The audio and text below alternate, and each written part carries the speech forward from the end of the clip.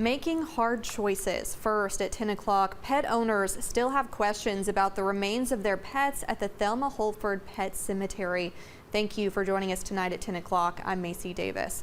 Craighead Electric recently purchased the property and announced plans to build over it. The company then told pet owners they could only retrieve the headstones from the property, but some wanted more than that. Alejandra Hernandez spoke to some pet owners about what they've done since that day.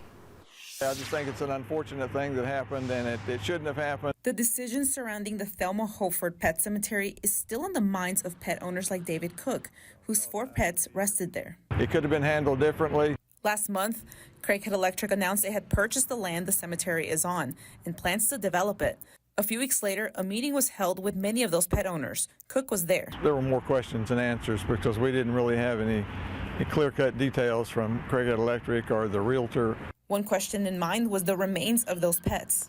Back when the pet owners met on January 27th, Jason Gazaway, the real estate agent that represents Craighead Electric, told owners that they could only retrieve the headstones of their pets, not the remains. Pretty much after that initial meeting, I think it's been let out that if we want to retrieve our remains, we can. So it's up to the individual pet owners. Cook went back to retrieve his 4 pets, who had been there for nearly 30 years. Cook was able to retrieve the headstones for his pets, but the remains were no longer there. I contacted Craighead Electric to try and find out if the company was allowing the pet owners to retrieve the remains, and a representative of the company declined an interview. I also called Jason Gazaway, but never heard back from him. Susan Jones, who was at the meeting as well, said she's still planning on getting her pets' remains. There is a crematory here.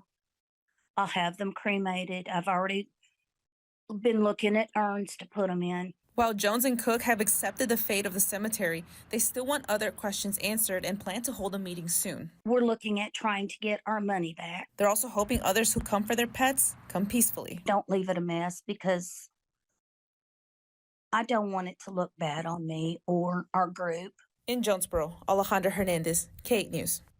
Okay, thank you so much, Alejandra. The Friends of Thelma Holford Pet Cemetery plan to hold another meeting at First Community Bank on Southwest Drive at 12:30 on February 24th.